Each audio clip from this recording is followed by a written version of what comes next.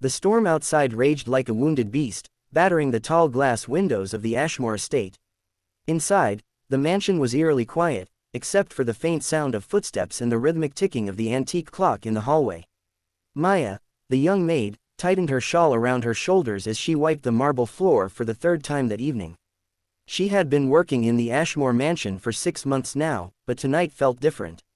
The storm, the silence, and the fact that her boss, Ethan Ashmore, the reclusive millionaire, was home for the first time in weeks, made her uneasy. Ethan had inherited his wealth young but lost his fiancée in a tragic car crash 3 years ago. Since then, he had buried himself in work, rarely seen smiling. Rumors among the staff whispered that he kept to himself because he couldn't bear to love again. Maya had never spoken more than a few polite words to him, but that night, fate had other plans. As she carried a tray of tea into his study, lightning illuminated the room, revealing Ethan standing by the window. His reflection in the glass made him look like a ghost, tired, haunted, lost. He turned when he heard her enter. "You're still here this late?" he asked, his voice low but surprisingly gentle. I wanted to make sure everything was clean before the morning, sir," she replied softly. He nodded and motioned to the tea. "Leave it there." "Thank you, Maya." She placed the tray on his desk. Just as she was about to leave, thunder cracked loudly, and the lights flickered out. The entire mansion plunged into darkness. "Wait. Don't move," Ethan whispered sharply. Maya froze. Her heart raced. His voice was close, too close. She felt his breath near her ear, warm and trembling. "Don't move," he repeated, his tone softer now, almost desperate. Maya's pulse thundered in her chest. Was he? What was happening? Every instinct told her to step back, but something in his voice, it wasn't desire. It was fear. Then she heard it, a faint metallic click behind her. Ethan's hand reached past her, and suddenly there was a sound like metal scraping against marble. A gun clattered to the floor, followed by the hurried footsteps of a man bolting through the shadows.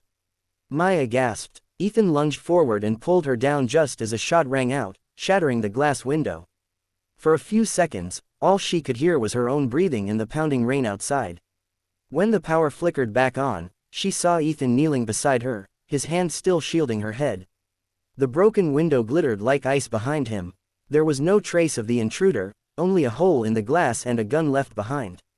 "Are you hurt?" Ethan asked, his voice shaking. Maya shook her head, still dazed. What just happened?" Ethan exhaled slowly. "Someone was inside. I saw the reflection in the glass right before the lights went out." He looked into her eyes, truly looked for the first time, and she realized what his whisper had meant. He hadn't been trying to touch her. He had been trying to save her life.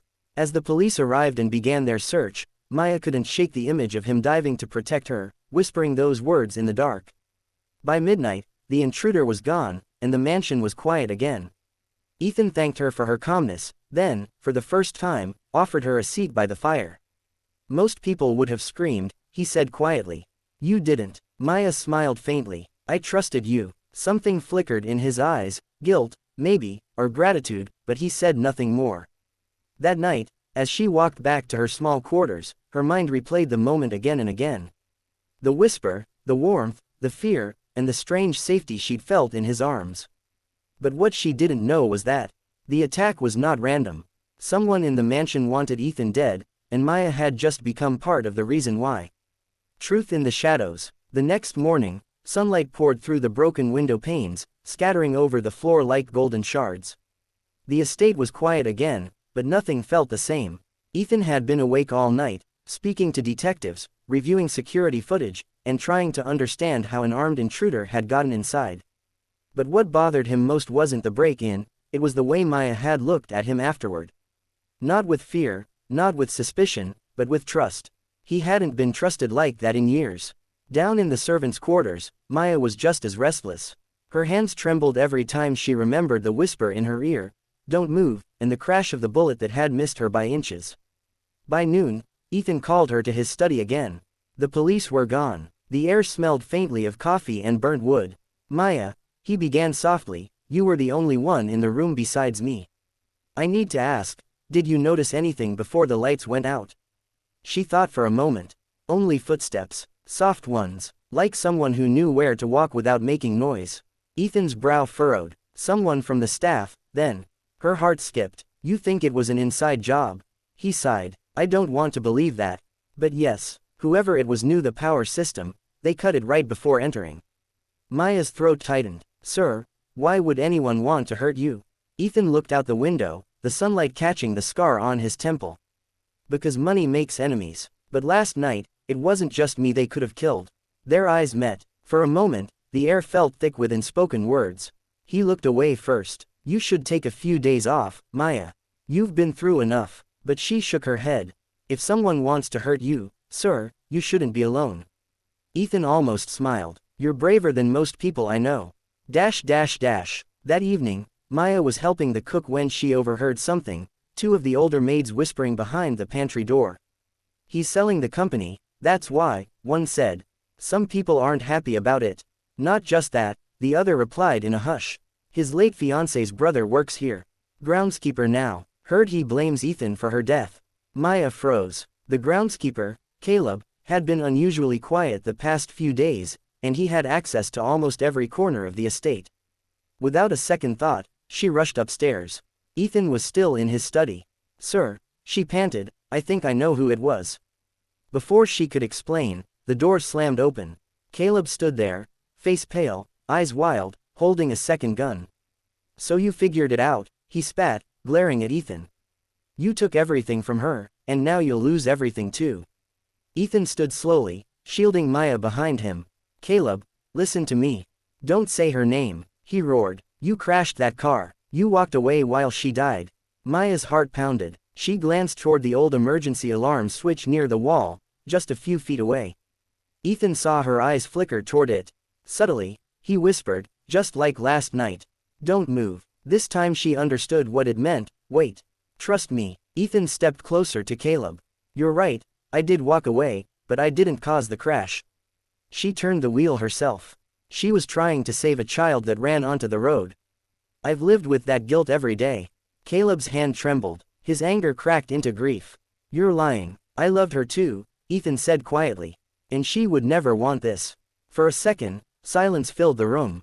Then, in that small hesitation, Maya moved, faster than anyone expected, and slammed the emergency alarm. The loud wail startled Caleb, and before he could react, Ethan lunged forward, knocking the gun from his hand. The guards rushed in seconds later and pulled Caleb away, screaming and weeping. When the chaos settled, Ethan turned to Maya, breathless. You could have been killed. So could you, she said softly. They stood there for a long moment, the siren echoing faintly in the distance.